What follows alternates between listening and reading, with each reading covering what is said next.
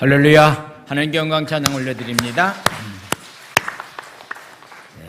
은혜 받을 하나님의 말씀은 마가복음 5장 1절에서부터 20절까지 말씀입니다. 마가복음 5장 1절에서부터 20절까지 말씀입니다.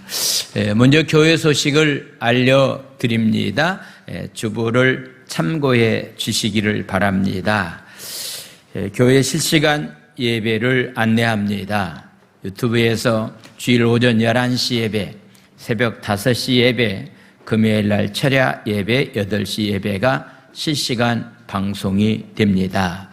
유튜브를 검색해서 제주 순복음교회를 검색하시면은 여러분들이 동일한 말씀을 듣게 됩니다.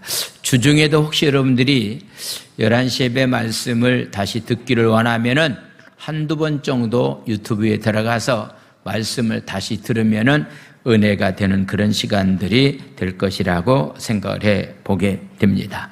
자, 오늘은 성령 강림절 주일 예배로 하나님 앞에 예배를 드립니다. 성령의 충만함을 사모할 수 있는 귀한 삶들이 되기를 원합니다.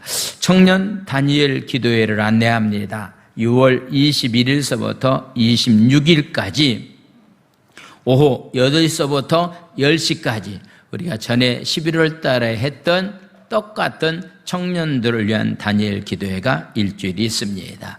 미리미리 준비해 주셔서 함께 은혜 나눌 수 있도록 그리해 주시기를 바랍니다. 윤철복 집사님 어머님이 천국 가셨습니다. 그래서 내일 아침 6시 30분에 발인 예배를 드립니다. 부민 장례 예식장 6호실에서 발인 예배를 드립니다. 여러분들이 함께 참석해서 위로해 주시길 바랍니다. 오늘 일포기 때문에 내일 아침 참석하지 못하실 분들은 오늘 여러분들이 좀 장례식장에 가셔서 위로해 주시기를 바랍니다. 교회 앞에 있는 정원 꽃들이 그냥 피기를 시작했는데요. 우리 수고하신 우리 김을 장로님에게 감사를 드립니다. 자, 하나님의 말씀은 마가복음 5장 1절에서부터 20절까지 말씀을 보겠습니다. 우리 큰 소리로 말씀을 읽겠습니다. 제가 한 절 읽고 여러분들이 한 절 교독합니다. 예수께서 바다 건너편 거라사인의 지방에 이르러 배에서 오르시면 그 더러운 귀신 들린 사람이 무덤 사이에서 나와 예수를 만나니라.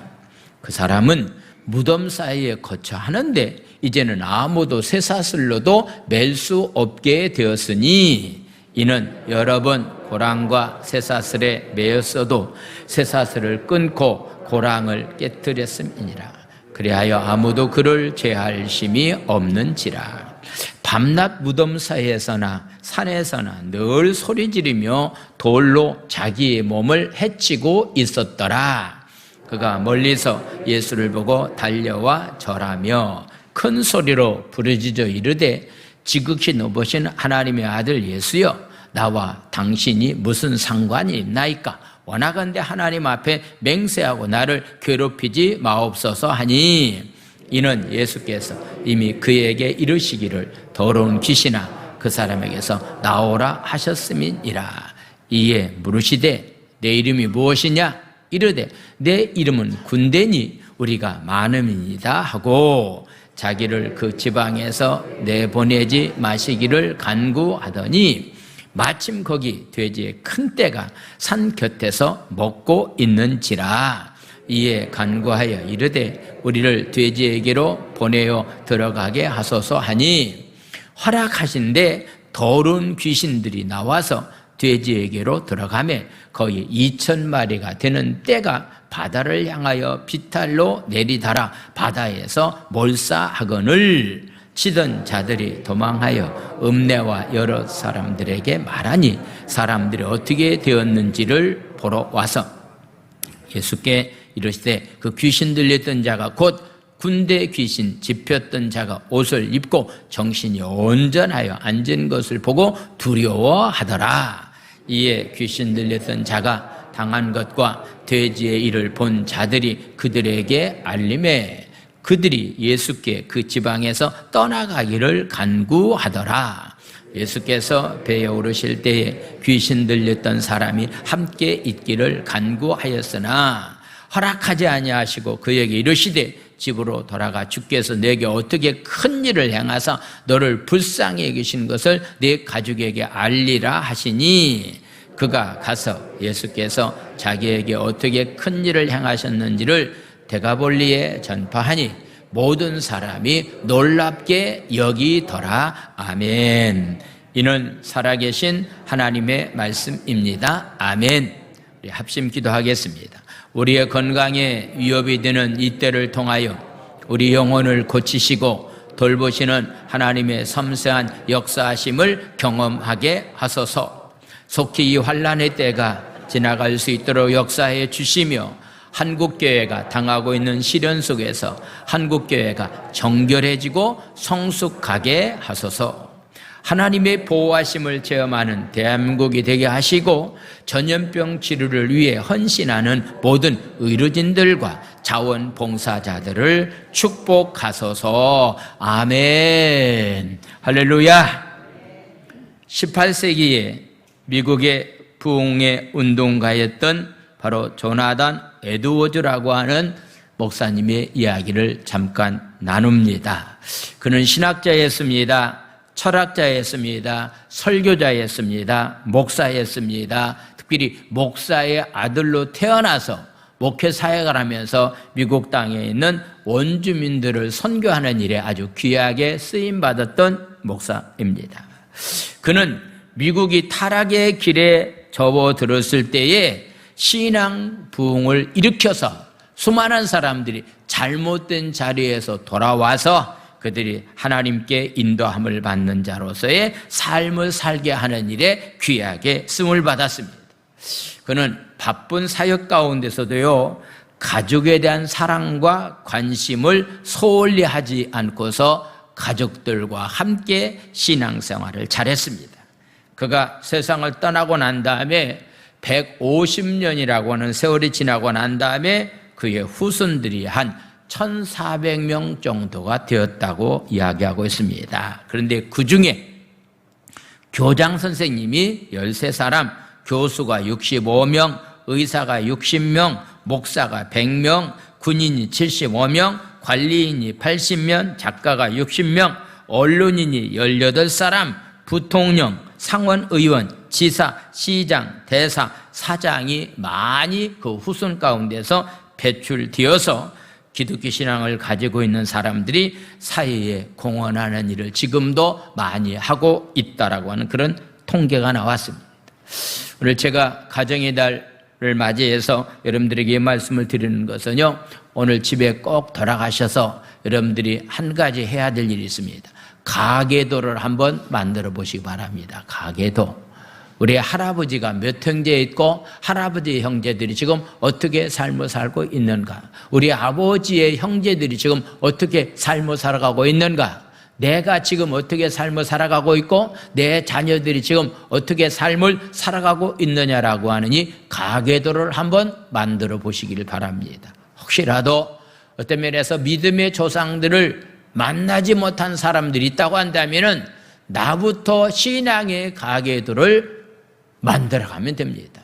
늦지 않습니다. 늦었다라고 생각할 때가 빠를 수도 있기 때문에 이 가계도를 한번 만들어 보시면은, 우리 믿음의 조상들이 이런 삶을 살아서 그 신앙이 지금 나에게까지 흘러와서 내가 이렇게 삶을 살아가고 있다라고 하는 것을 보게 됩니다. 혹시라도 믿음의 조상들을 만나지 못한 사람들이 있다고 한다면은 여러분들이 믿음의 조상이 되어서 자손 대대에 수천 대에 이룰 수 있는 믿음의 후손들을 만들어가는 일에 힘쓸 수 있는 저와 여러분들이 삶이 다 되기를 원합니다. 할렐루야.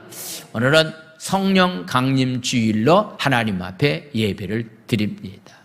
다른 어떤 때보다도 우리가 10일 동안 기도해서 하나님 앞에 귀한 예배를 오늘 특별히 예배를 드리는데, 오늘 아침에 일어나고 있는 여러 가지 상황, 일주일 동안 있었던 여러 가지 상황을 생각해 보면은 예배를 드리지 못하도록 방해하는 그런 일들이 생각보다도 오늘 많이 일어나고 있는 그런 모습을 보게 됩니다. 우리가 기도했더니 원수마귀 사단이 예배를 많이 방해하고 있구나라고 하는 것을 생각을 해 보게 됩니다. 오늘 저는 성령의 능력을 왜 받아야 되느냐? 성령 시대의 삶을 살아가고 있는 우리가 성령의 능력을 받지 아니한다고 한다면은 악하고 더러운 귀신을 물리치면서 이길 만한 힘과 능력이 우리에게 없기 때문에 성령의 능력을 우리는 받아야 됩니다. 마가복음 4장 35절에서부터 41절까지 나와 있는 말씀 보면은 바다와 풍랑을 잔잔케 하신 예수님의 모습을 보게 됩니다. 우주 만물을 창조하신 하나님은 바람과 파도까지도 잔잔케 할 만한 능력을 가지신 분이다라고 하는 것을 우리에게 보여주고 있습니다. 그러면서 마가복음 5장에는 여러 가지의 사건들이 많이 기록되어 있는데 수많은 병자들을 치료해 주는 그런 사건들을 보게 됩니다. 특별히 오늘 본문에 나와 있는 말씀은 귀신에 사로잡혀서 고통당하는 사람을 예수님께서 치료해 주셨다라고 하는 그런 말씀이 오늘 본문에 나와 있는 말씀입니다. 저와 여러분들이 삶의 현장에서 하나님의 말씀대로 삶을 살지 못하고 세상에 속해서 더러움과 악한 죄를 범하면서 삶을 살게끔 하는 것이 바로 이렇게 하나님의 사탄 원수 마귀가 우리를 그렇게 한다라고 하는 것을 생각해 보게 됩니다. 오늘은 성령 강림절 주일입니다. 오순절 마가의 다락방에 성령의 역사가 임함으로 이 땅에 교회가 탄생되었습니다. 그래서 우리 신앙인들 가운데서는 성령 강림 주일과는 너무나도 중요한 때라고 하는 것을 보게 됩니다. 특별히 저희 교단, 기독교단 하나님의 성의 저희 교단은 오순절 성령 강림 사건을 어떤 면에서 신학으로 기반을 두고 둔 교단이기 때문에 아마도 커다란 의미를 더 부여할 수 있다라고 생각을 해보게 됩니다. 예수님은 쉴 만한 시간이 없이 매우 바쁜 가운데서 예수님은 귀한 사역을 하셨습니다. 바쁜 것과 피곤한 것은 좀 다릅니다. 자기가 좋아하는 일을 하는 사람은요, 밤을 새워도 피곤할 줄도 모르는 가운데서 삶을 살아가고 있습니다. 예수님이 하시는 사역을 보면은 일이 많아서 힘들거나 일이 많아서 짜증내는 법이 예수님에게는 없었습니다. 예수님은 늘 기쁨과 감사의 삶을 사셨습니다. 자신이 좋아하는 일을 하는 사람의 얼굴의 모습을 보게 되면요, 행복한 미소가 가득합니다. 바쁜 사람에게 일을 시키라고 하는 그런 얘기 있습니다. 바쁜 사람에게 일을 맡기면은 바쁜 중에서도 이 일을 잘 처리할 만한 능력이 그에게 있기 때문에 할 수 있으면은 바쁜 사람에게 많은 일을 주어서 일을 잘 처리하라고 하는 그런 말씀도 있습니다. 이젠 저와 여러분들에게 필요한 것은요, 성령의 충만한 능력입니다. 우리는 내 힘 가지고 사역을 감당할 수도 없고 내 힘 가지고도 삶을 살아갈 수 없는 그런 힘든 세상에서 우리가 삶을 살아가고 있습니다. 성령의 능력이 아니고서는 내가 무언가를 한다라고 하는 것은요, 이것은 불가능한 일이다라고 하는 것을 보게 됩니다. 그래서 우리에게 진짜 필요한 것은요, 성령의 능력입니다. 이런 사실을 잘 알고 계셨던 예수님께서 하늘로 승천하시기 전에 제자들에게 마지막 부탁의 말씀을 하고 있습니다. 사도행전 1장 4절에서부터 5절까지 말씀인데, 예루살렘 떠나지 말라. 약속한 성령 세례 받기 전에는, 성령의 충만함을 받기 전에는 예루살렘을 너희들이 절대로 떠나지 말으라고 하는 그런 명령의 말씀을 했습니다. 이 명령의 말씀을 듣고 500명이 그 현장에 있었지만은 380명은 제갈길로 가고 나머지 120명이 오순절날 성령 강림의 사건을 임하기 위해서 10일 동안 저녁 기도하다가 성령 충만함을 받게 되었다라고 하는 그런 말씀입니다. 먼저 저는 여러분들에게 좀 이 말씀을 드리려고 합니다. 성령 받기 전에는 일하려고 하지 말자. 여러분들이 성령 받고 난 다음에 주어진 귀한 교회 일도 마찬가지고 직장 일도 마찬가지고 가정 일도 마찬가지입니다. 어떤 일이든지 간에 우리는 성령 받아야 그 능력 가지고 사역할 수가 있기 때문에 예수님은 성령 받기 전에는 예루살렘을 떠나는 일이 너희에게는 있어서는 아니 될 것을 말씀하고 있습니다. 그 당시에 예수님을 따르던 12 제자나 그 당시에 복음서에 나와 있는 수많은 사람들이 다 성령 받은 사람들입니다. 그들이 성령 받았다라고 하는 것은 예수를 주라고 고백할 정도의 성령이었습니다. 자신과의 싸움에서, 세상과의 싸움에서 이길 만한 능력은 예수를 주라고 고백할 정도의 성령 가지고는 안 되기 때문에 예루살렘 떠나지 말라. 너희들은 성령 세례를 받아야 된다. 성령의 능력을 받아야만이 자신과의 싸움에서 이길 수도 있고 증인으로서의 삶을 살아갈 수 있다라고 하는 그런 말씀을 하고 있습니다. 오늘 본문에서 귀신 들린 자가 예수님을 만남으로 말미암아서 새로운 삶을 살게 되었다라고서 말하고 있습니다.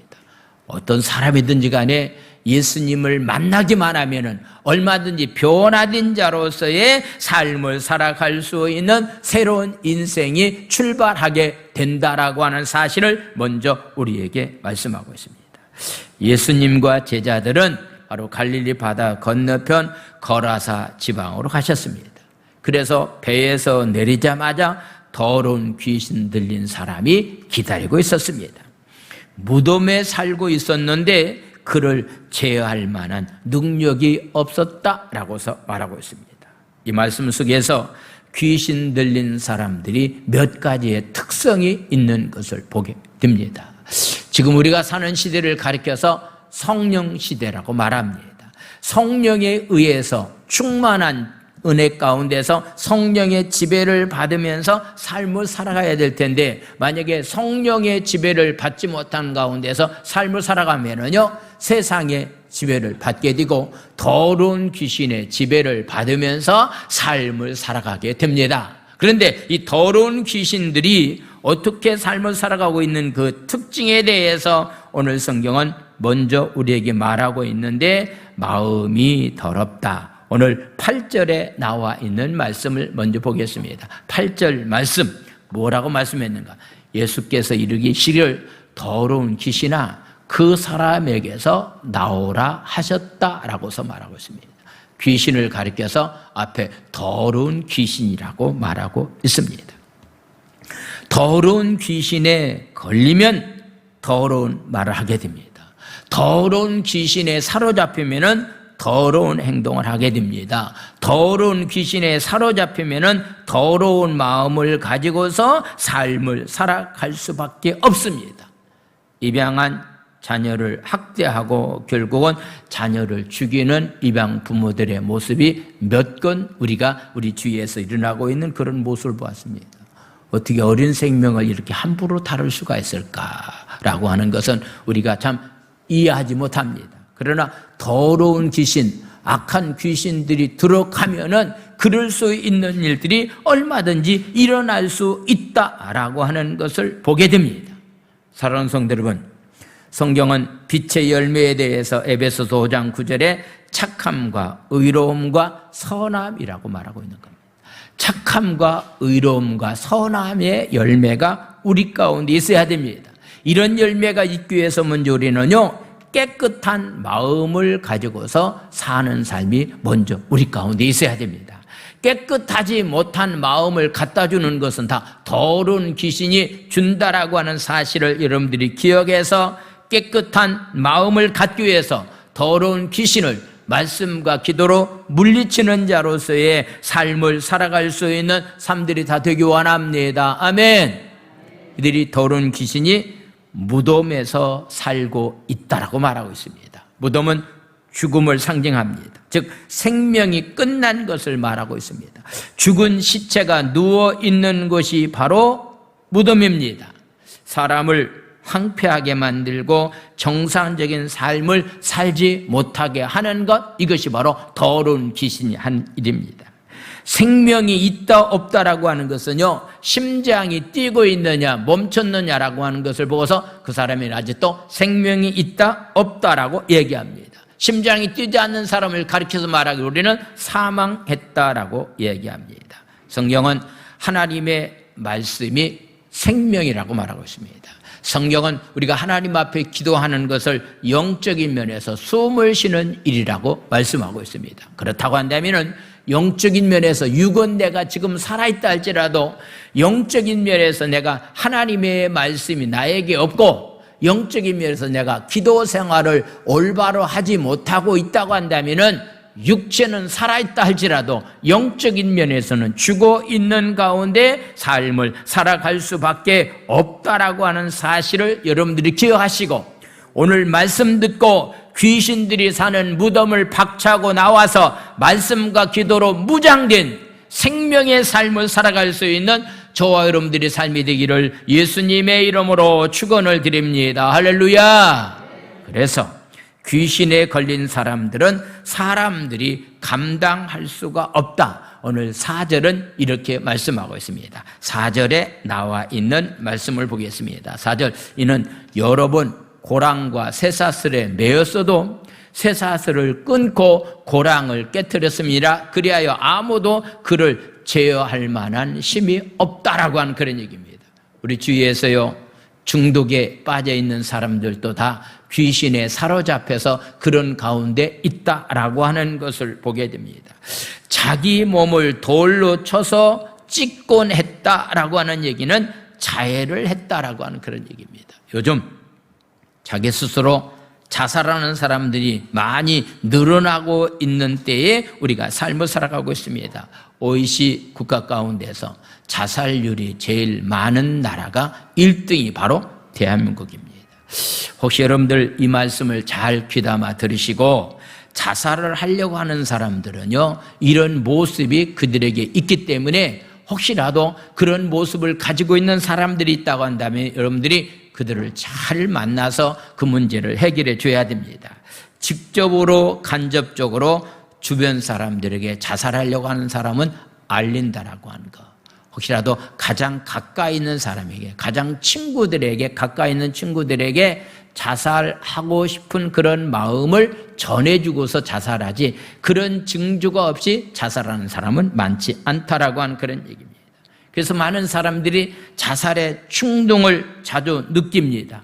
이 자살의 충동을 많이 느끼게 되면은 이 충동을 많이 느끼는 것을 해결받지 못하면은 결국은 자살을 여러 번 시도하게 되고, 그리고 난 다음에 스스로 목숨을 끊는 그런 일들이 있습니다. 요즘은 우울증이라고 하는 병에 사로잡혀 있는 사람들, 정신질환을 앓고 있는 사람들, 내가 다른 사람들에게 왕따를 당했다라고 하는 따돌림, 젊은 학생들에게는 그런 것들이 굉장히 많이 일어나고 있습니다.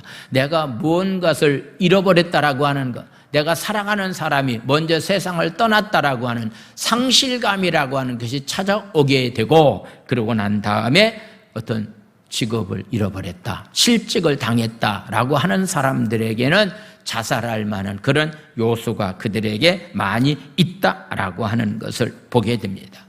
삶의 힘든 현장 가운데서 누구나 한 번쯤은 자살하고 싶은 충동을 느끼지 않는 사람이 누가 있겠습니까? 37세에 중도의 시각 장애를 얻은 안유한 목사님의 이야기입니다. 그는 37세의 중간에 시력 장애가 왔기 때문에 다른 사람보다도 견디기가 굉장히 어려웠다라고 말하고 있습니다. 그는 부모님들이 이북에서 이렇게 계시다가 남한에 오셨는데 목사님입니다. 자녀는 7남매가 되는데 피난 와서 삶을 살아가는 그 자체가 자녀들이 많아서 굉장히 힘들고 어려운 상황 가운데 있었습니다. 그래도 하나님 은혜 가운데서 대전 고등학교를 졸업하고 외대 불문과를 졸업을 했습니다. 앞으로 길이 열릴 수 있는 그런 상황 가운데 있는데 어느 날 갑자기 시력 장애가 찾아왔습니다. 이런 상황 가운데 있었을 때 너무나도 삶이 힘들고 어렵기 때문에 나는 살만한 가치가 없겠구나라고 생각하면서 스스로 자살을 시도하고 여러 가지 힘든 일이 그에게 많이 있었는데 어느 날 갑자기 하나님의 음성이 들렸습니다. 성경 말씀 320쪽에 나와 있는 말씀을 표보라고 하는 말씀입니다. 여러분들 집에 가서 한번 읽어보시기 바랍니다. 320쪽에 나와 있는 말씀이 여호수아 1장에 나와 있는 말씀입니다. 하나님께서 여호수아에게 귀한 모세의 대를 이어서 귀한 사명을 주면서 절대로 두려워하지 말라, 강하고 담대해야 된다, 내가 너와 함께한다, 내가 밟는 땅을 하나님이 너에게 주실 것이다 라고 하는 담대한 그런 믿음과 소망을 주는 말씀입니다. 그래서 거기에서 다시 힘을 얻고 그가 신학을 공부해서 지금까지도 하나님께 크게 쓰임받는 목회자로서의 삶을 살아가고 있는 그런 모습을 보게 됩니다. 누구나 그런 자살의 충동이 왔을 때에 그것을 물리칠 만한 힘과 능력이 우리에게 없습니다. 그럴 때 우리가 해야 될 만한 자세는 항상 성령님의 도우심을 구하면서 성령님께 도움 가운데서 그런 자살의 충동을 이기면서 삶을 살아가는 삶이 바로 우리의 삶이 되어야 됩니다. 귀신에 들린 사람은요, 밤낮으로 무덤과 언덕을 돌아다녔다라고서 말하고 있습니다. 귀신 들린 사람은 잠을 자지 않습니다. 날마다 집 밖에 나와서 방황하면서 서성거리면서 거리를 헤매는 자의 모습입니다. 인생의 참된 목자가 방향, 인생이 어디서 와서 어디로 갈 것인가라고 하는 분명한 삶의 목적을 잊어버리고 의미도 없이 살아가는 사람들이 늘 술에 취해서 사는 사람들이 굉장히 많이 있습니다. 도덕적으로 타락하고 불법을 행하고 요즘 들어서 특별히 코로나19 때문에 밤늦게까지 술집에서 술을 먹어서는 아니 된다라고 정부에서 그렇게 얘기를 해도 술집의 문을 닫아놓고서 그 안에서 술판을 벌리고 있는 사람들의 모습을 보게 되면 좀 안타까운 그런 모습을 우리는 보게 됩니다. 성경은 우리가 살고 있는 시대를 가리켜서 말하기를 악하고 음란한 세대라고 말하고 있습니다. 악하고 음란한 세대 가운데서 우리가 삶을 살아가는데 어느 누구도 성령의 도움이 없이는 악하고 음란한 가운데서 이길 만한 능력이 우리 가운데 없다라고 하는 그런 말씀입니다. 그래서 바울 사도는 구원받은 사람들이 이렇게 삶을 살아가야 된다. 로마서 12장 2절에 너희는 이 세대를 본받지 말고 오직 마음을 새롭게 함으로 변화를 받아서 하나님이 선하신 뜻이 무엇인가? 어떻게 하면 내가 하나님을 기쁘시게 할까? 어떻게 하면 내가 하나님의 온전한 뜻이 무엇인지를 분별하면서 삶을 살아가는 것이 신앙인의 삶이 되어야 된다라고서 말하고 있습니다. 날마다 하나님께 물어보십시오. 이런 일을 하는 것이 하나님 보시기에 선한 일입니까? 이런 일을 하는 것이 하나님 보시기에 기뻐하는 일입니까? 이런 일을 하는 것이 하나님의 뜻에 맞는 온전한 뜻입니까? 라고 하는 것을 우리는 성령님께 물어보고 말씀에 비춰와서 분별하는 자로서의 삶을 살아가는 것, 이것이 바로 올바른 신앙인의 삶이다라고서 말씀하고 있습니다. 멀리서 예수를 보더니 달려가 그 앞에 엎드려 절을 했습니다. 그리고 소리를 지릅니다. 지극히 높으신 하나님의 아들이요, 제가 당신과 무슨 상관이 있습니까? 제발 저를 더 이상 괴롭히지 말아달라고 얘기하고 있습니다. 귀신들은요, 금세 예수님을 알아보았습니다. 또한 귀신들은 성령 충만한 사람을 금세 알아봅니다. 그렇기 때문에 우리가 성령 충만함 받아야 될 만한 이유가 있다고 한다면은, 성령 충만함 받으면은 귀신이 성령 충만함 받은 사람을 알고 있기 때문에 가까이 할 수도 없고 해칠 수도 없고 고통을 줄 수가 없기 때문에 우리에게는 성령 충만함이 필요합니다. 할렐루야. 귀신 들린 사람들이 가장 무서워하는 분이 계시다고 한다면 그분이 바로 예수님입니다. 예수님만이 귀신 들린 사람을 구원할 수 있는 유일한 분이기 때문입니다. 하나님의 자녀인 우리에게도요, 하나님의 자녀의 권세를 주셨기 때문에 귀신을 물리칠 수 있기 때문에 자신감과 담대함을 가지고 살아야 될 만한 이유가 여기 있다라고 하는 그런 말씀입니다. 지난 금요일날 철야 예배 때 우리 소망이가 와서 기도를 받겠다고 해서 제가 앞에서 기도하고 있는데 왔습니다. 그래서 제가 기도해 주면서 그런 얘기 했으면, 소망아, 마음에 나쁜 생각이 일어나고 어떤 면에서 이렇게 기분 나쁜 생각이 날 때는 이거 누가 주는 거예요? 그거 할아버지 마귀가 주는 거죠. 그럼 어떻게 하면 좋겠느냐? 마귀를 물리쳐야 되죠. 이론적인 면에서 소망이도 알고 있습니다. 이론적인 면에서 우리는 너무나도 잘 알고 있습니다. 그런데 이론적인 면에서는 알고 있지만은 그런 상황이 왔을 때 귀신을 물리칠 만한 능력이 우리에게 없다라고 하는 것이 문제가 아닌가라고 하는 것도 생각을 해보게 됩니다. 예수님을 따르던 제자들이, 사복음서에 나오는 제자들이 예수님께서 십자가 돌아가실 때 한 사람도 예수님을 따라간 사람이 없습니다. 연약한 여인들만 십자가 지는 그 장소까지 따라갔던 것을 보게 됩니다. 왜 그렇습니까? 그들 마음 가운데는 두려움이 있었습니다. 담대함이 없었습니다. 예수님이 죽은 것처럼 우리도 죽으면 어떻게 될 것인가 라고 하는 그런 생각에 사로잡혀 있었습니다. 주라고 고백하는 성령은 있었지만은 원수마귀 사단과 싸워서 이길 만한 힘과 능력이, 성령의 충만함, 성령 세례가 그들에게 없었기 때문에 비참한 인간이 되었고 비참한 제자들의 삶의 모습을 우리에게 보여주고 있습니다.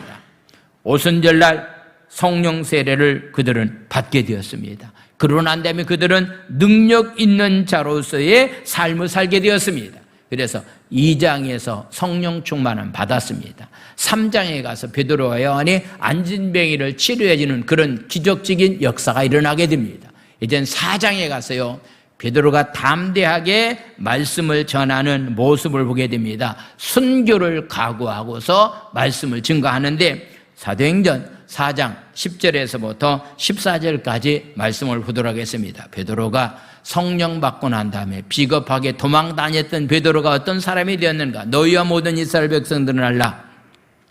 너희가 십자가에 못 박고 하나님이 죽은 자와 살리신 나사렛 예수 그리스도의 이름으로 이 사람이 건강하게 되어 너희 앞에 서 있다. 안진뱅이가 일어섰다. 11절 말씀 보겠습니다. 이 예수는 너희 건축자들이 버린 돌로서 진모퉁이의 머릿돌이 되었다라고서 말씀하고 있습니다. 이런 메시지를 전하게 됩니다. 그랬더니 17절에서부터 19절까지 말씀 보겠습니다. 17절, 이것이 민간에 다 퍼지지 못하게 그들을 위협하여 이후에는 이 이름으로 아무에게든지 예수의 이름을 가지고서 다른 사람에게 말하지 말게 하라고 이야기를 하고 있습니다.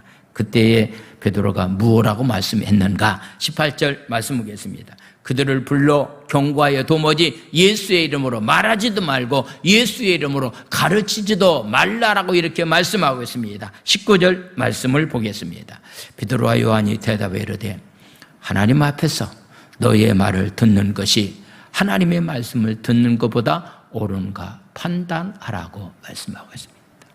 하나님 앞에서 너희 말을 듣는 것이 낫겠는가? 하나님의 말씀을 듣는 것이 낫겠는가? 옳은 것을 판단하라고 아주 강하고 담대하게 말씀하고 있습니다. 오늘 이 아침 하나님 앞에서 하나님의 말씀을 듣고서 순종하는 삶이 낫는지 그렇지 않는지는 여러분들이 가지고 있는 신앙을 한번 점검했으면 좋겠습니다. 우리는 어떤 상황이 우리에게 온다 할지라도 내가 지금 순교를 각오하고 베드로가 말씀을 증거했던 것처럼 하나님 앞에서 하나님이 보고 계신데 너희들이 복음을 전하지 말라고 말하는 말을 듣는 것이 낫겠느냐? 하나님의 말씀을 증거하는 것이 낫겠느냐? 너희들이 한번 판단해 보라고 강하고 담대하게 말씀하고 있습니다. 그런데 요즘에는 예수님을 믿는 사람들이 담대한 모습이 보기가 굉장히 어려워졌습니다. 왜 그럴까요? 그것은 예수 믿는 사람들이 자신감을 잃어버렸기 때문입니다. 우리도 귀신을 쫓을 만한 능력을 하나님의 자녀이기 때문에 우리에게 주셨기 때문에 성령 충만함 받기만 하면은, 성령 세례 받기만 하면은 귀신은 한 길로 왔다가 7길로 도망가게 됩니다. 할렐루야! 예수님이 외쳤던 것처럼 외쳐야 됩니다. 더러운 귀신아 그 사람에서 나오라고 예수님이 명령했습니다. 그랬더니 귀신은 무릎을 꿇을 수밖에 없었다라고 하는 것을 보게 됩니다. 예수님께서 명령했음에도 불구하고서요, 귀신은 쉽게 나가질 않습니다. 예수님에게 대항하려고 버티려고 하고 있는 그런 모습을 보게 됩니다. 결국은 물러갔지만은 내가 물러가기는 물러가는데 그냥 돼지떼에 내가 들어가게끔 해달라고 예수님에게 요청하고 있는 모습을 보게 됩니다. 귀신들은 오늘날도요 떠나가지 않으려고 합니다. 사람 속에 숨어서 귀신들의 문화를 만들기 위해서입니다. 귀신들이 사람들에게 숨어서 게으르고 더러운 나쁜 습관을 갖게 만드는 것이 바로 귀신의 역사입니다. 우리 학생들 굉장히 이렇게 또 인터넷이나 게임 중독에 빠져 있는 사람들이 갈수록 많아지고 있기 때문에 우리 자녀들을 위해서 성령이 충만함 받아서 이런 게임에 빠지지 않도록, 중독에 빠지지 않도록 해야 될 만한 그런 책임이 우리 부모에게 있다라고 하는 것을 다시 한번 생각을 해보게 됩니다. 예수님은 더러운 귀신아 그 사람에게서 나오라고 명령을 했습니다. 그리고 난 다음에 너의 이름이 무엇이냐고 질문했습니다. 그랬더니 귀신은 대답합니다. 내 이름은 군대다. 군대라고 하는 얘기는 숫자가 많다라고 하는 그런 얘기입니다. 그리고 예수님께 간청합니다. 이 지방에서 쫓아내지 말아 달라고 이렇게 간청하고 있습니다. 귀신들도요 집단으로 존재한다라고 하는 그런 얘기입니다. 그 숫자가 어느 정도 되느냐고 묻는다고 한다면은 약 2,000마리 돼지떼에 들어갔다라고 말하고 있기 때문에 숫자가 엄청났다라고 하는 것을 보게 됩니다.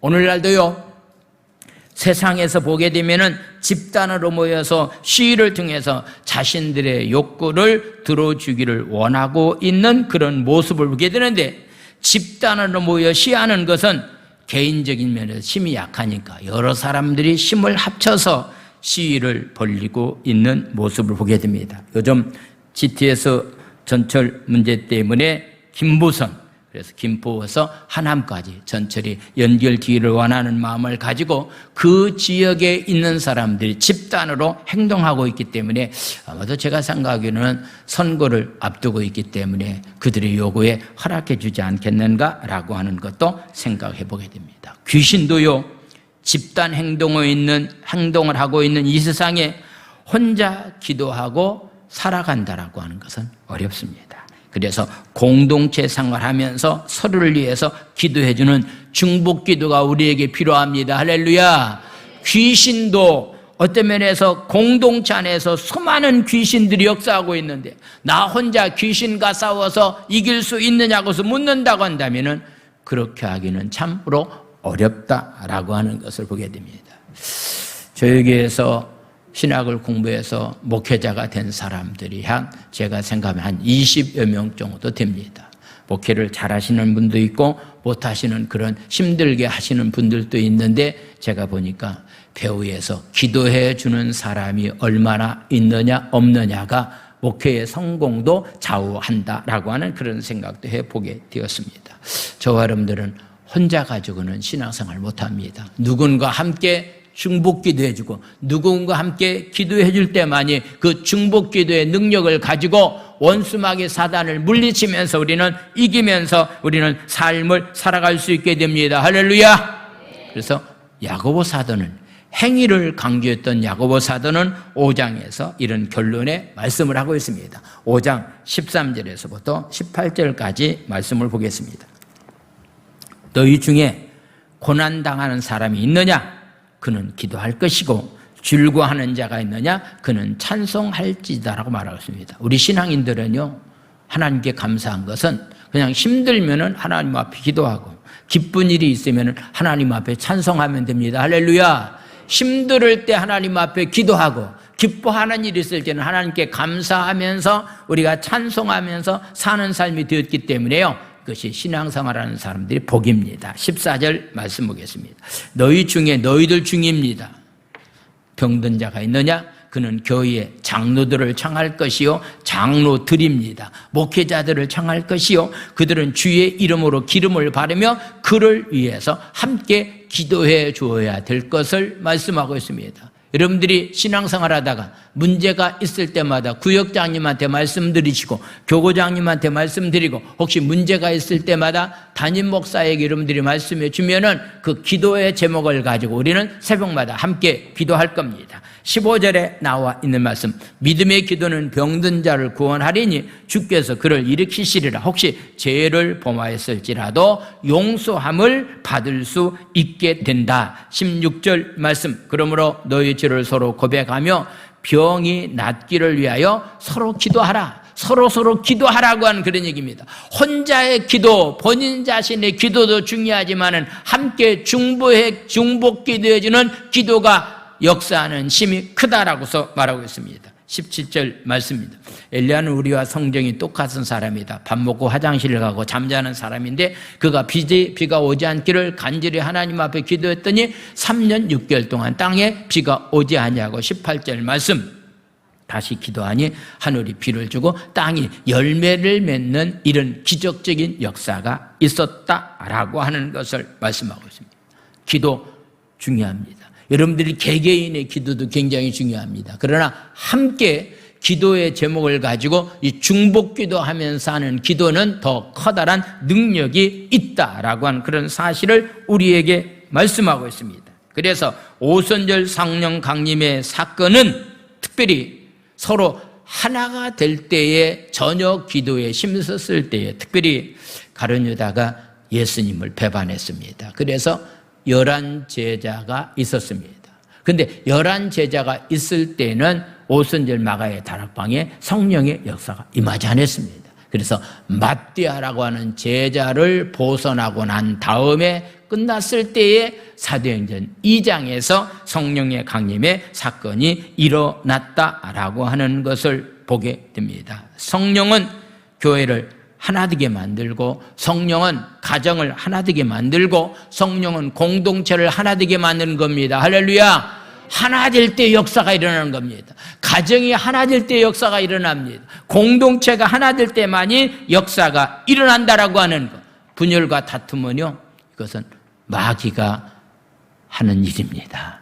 하나 되지 못하게 만드는 모든 것들은요, 다 원수마귀 사단이 하는 일이기 때문에 여러분들이 가정이 하나 되기를 위해서 힘써야 됩니다. 공동체가 하나 되기를 위해서 힘쓰는 삶이, 직장이 하나 되기 위해서 힘쓰는 삶이 우리 가운데 있어야 된다라고 하는 것을 말씀하고 있습니다. 오늘 이런 성령이 나타나는 역사가 여러분들이 삶 가운데 임하기를 원하시면 아멘 합시다. 중요한 것은 하나 돼야 됩니다. 교회가 하나 돼야 되고, 여러분들이 가정이 하나 되고, 여러분들이 어떤 면에서 직장이 하나 된 마음을 가지고서 삶을 살아가는 삶이 되어야 됩니다. 더러운 귀신이 돼지떼에 들어갔는데 2,000마리가 호수에 빠져서 죽었다라고서 말하고 있습니다. 돼지 농장의 주인들이 난리가 났습니다. 왜 난리 났습니까? 한 사람이 귀신에 사로잡혀서 온전한 사람이 되었다라고 하는 것은 그들은 생각지도 않고서 눈에 보지도 않았습니다. 그들이 보는 것은 물질적인 손해였습니다. 2,000마리, 오늘 일부 예배 때에 식육점을 하고 있는 우리 집사님이 나오셔서 요즘 돼지 한 마리가 어느 정도 갑니까? 라고 했더니 이렇게 얘기하시더라. 그럼 한 50만 원 정도 간다고 하더라고요. 그리고 늘 계산 한번 해보죠. 2,000마리에 한 마리당 50만 원이면 어느 정도 가게 되죠? 제가 계산해 보니까 1억이 아니라 10억 정도가 되더라고요. 10억. 이거 엄청난 돈 아닙니까? 10억이 그냥 물에 다 빠져서 없어지는 그런 상황 가운데 있었기 때문에 농장 주인의 입장에서 본다고 한다면 큰일 날 일이 아닌가라고 하는 것도 생각을 해보게 됩니다. 사랑하는 성도 여러분, 여러분의 인생에 있어서 물질적인 손해를 본다 할지라도 가족이 살고 사람이 산다면 그것만으로도 우리는 감사하면 됩니다. 할렐루야. 10억이 문제가 아닙니다. 한 영혼이 사는 길이라고 한다면, 가족이 사는 길이라고 한다면 그것 때문에 마음이 뺏겨서는 아니 된다라고 하는 것.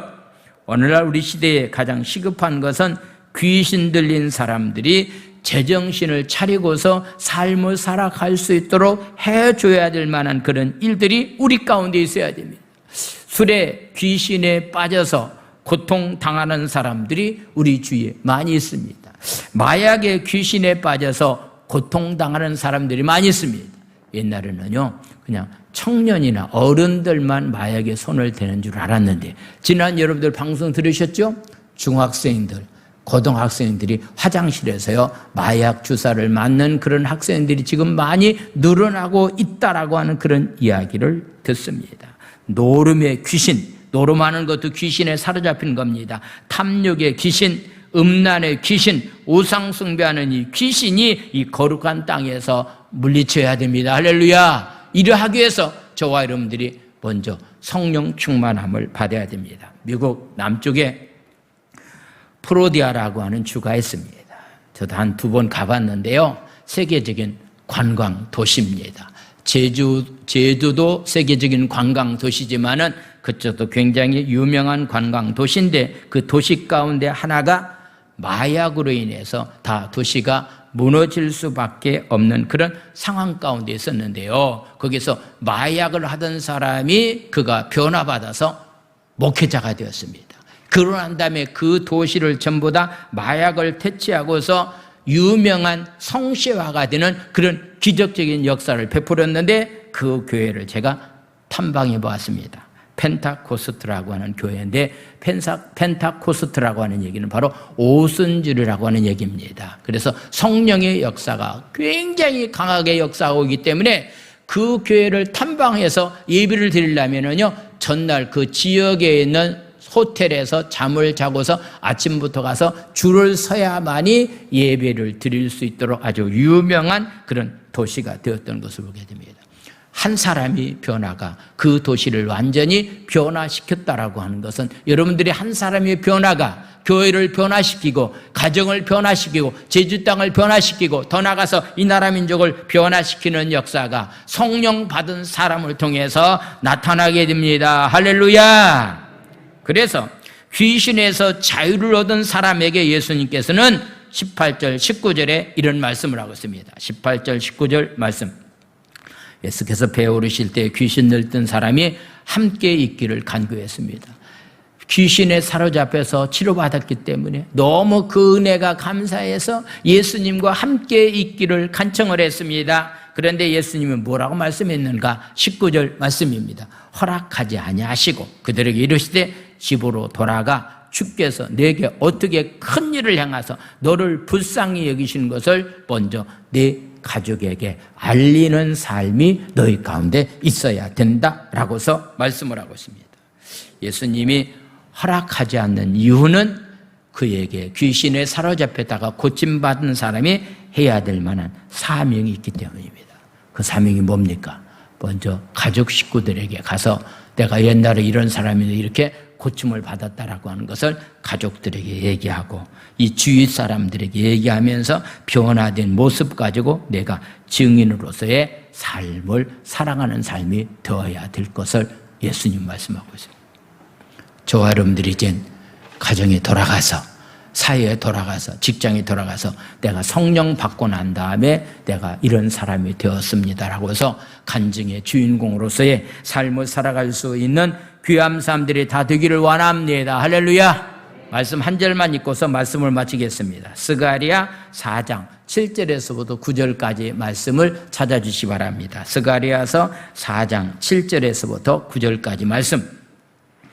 포로 생활을 마치고 스룹바벨이라고 하는 지도자가 백성들을 이끌고 와서 그들이 포로 생활 가운데서 하나님 앞에 성전을 건축하겠다는 약속을 했기 때문에 성전을 건축하려고 합니다. 그런데요, 방해하는 사람이 있습니다. 그 상황 가운데 스가랴 선지자가 뭐라고 말했는가? 큰 산아 내게 무엇이냐? 내가 스룹바벨 앞에서 평지가 되리라. 바로 성전을 건축하려고 하는데 방해하는 사람이 바로 큰 산에 해당되는 사람들이었습니다. 그래서 스룹바벨 지도자 앞에서 평지가 되리라. 그가 머릿돌을 내어놓았을 때 무리가 외치기를 은총은총 그에게 있을지어다 하리라 하셨고 8절 말씀 보겠습니다. 여호와의 말씀이 내게 임하여 이르시되 9절 말씀은 우리 한번 다 같이 읽겠습니다. 시작. 스룹바벨의 손이 성전의 기초를 놓았은즉 그의 손이 또한 그 일을 마치리라 하셨나니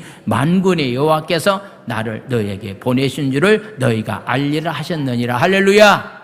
너는 힘으로 할 수가 없다.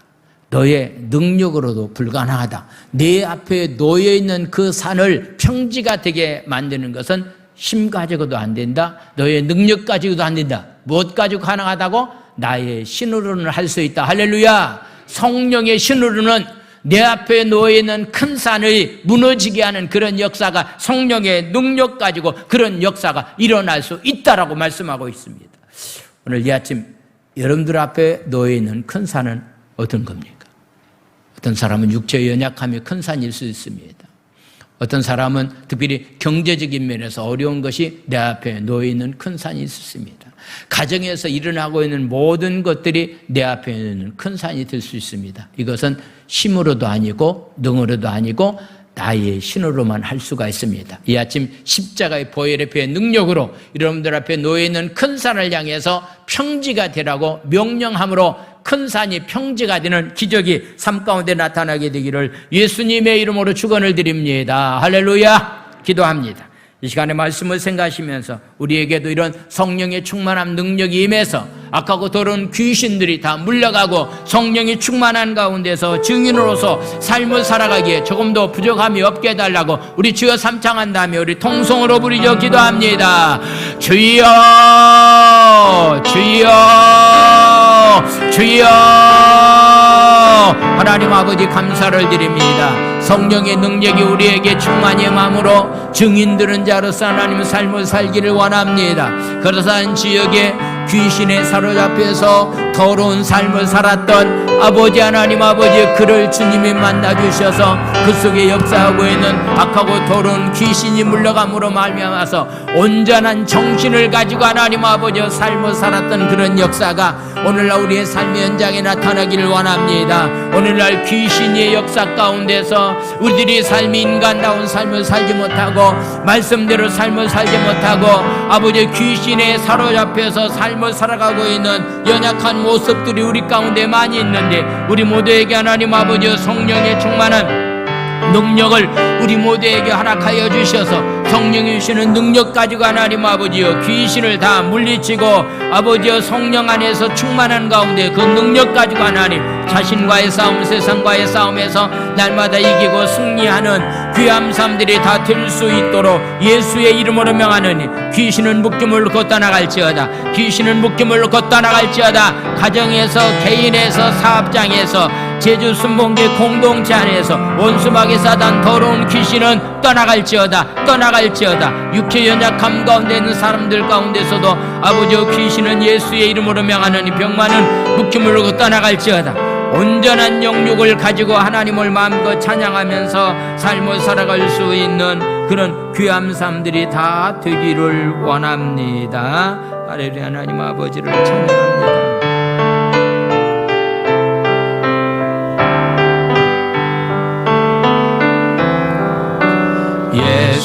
예수의 이름으로 나는 일어서리라. 주가 주신 능력으로 나는 일어서리라. 원수가 날 향해 와도 쓰러지지 않으리. 주가 주신 능력으로 주가 주신 능력으로 주가 주신 능력으로 일어서리. 다시 합니다. 예수의 이름 우리 두 손을 높이 들고 나는 일어서리라. 주가 주신 능력으로 나는 일어서리라. 원수가 날 향해 와도 쓰러지지 않으리. 주가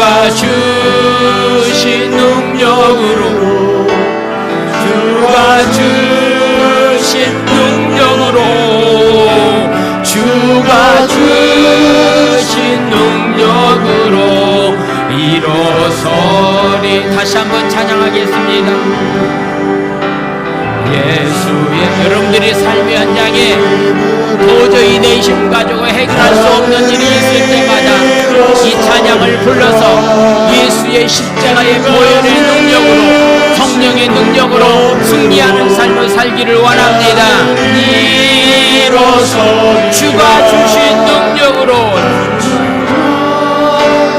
향해 와도 쓰러진 주가 주신 능력으로 주가 주신 능력으로 주가 주신 능력으로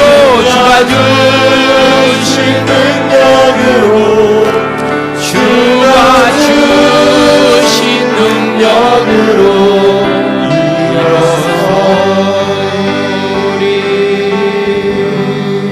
하나님 아버지, 나는 심히 약하고 연약해서 넘어질 때가 많이 있고 좌절에 빠질 때가 많이 있고 더러운 귀신에 사로잡혀서 귀신이 하라는 대로 삶을 살 때가 우리 가운데 너무 많이 있었습니다.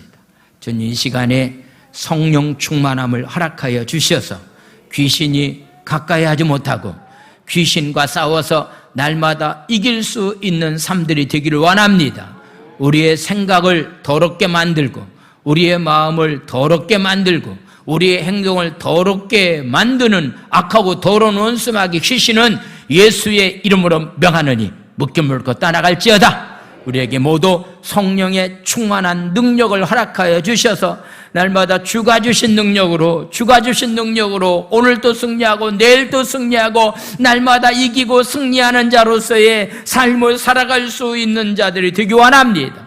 원수마귀에게 하나님 패배당해서 패전병으로 삶을 살지 아니하고 예수의 이름으로 주가 주신 능력 가지고 날마다 이기면서 삶을 살아갈 수 있도록 축복해 주시옵소서.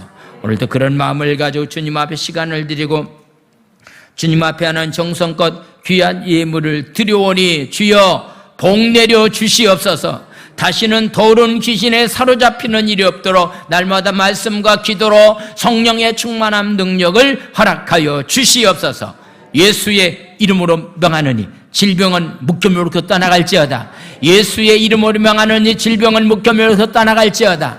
좌절과 낭망을 가져두게 만들고 다툼을 가져두게 만들고 하나 되지 못하게 방해하는 악하고 더러운 원수마귀야, 예수의 이름으로 명하느니 떠나갈지어다. 물러갈지어다. 우리에게 참된 자유와 기쁨 가운데서 날마다 삶을 살아갈 수 있도록 은총을 허락하여 주시옵소서. 예수님의 이름으로 감사하며 축복 기도 드려옵나이다. 아멘.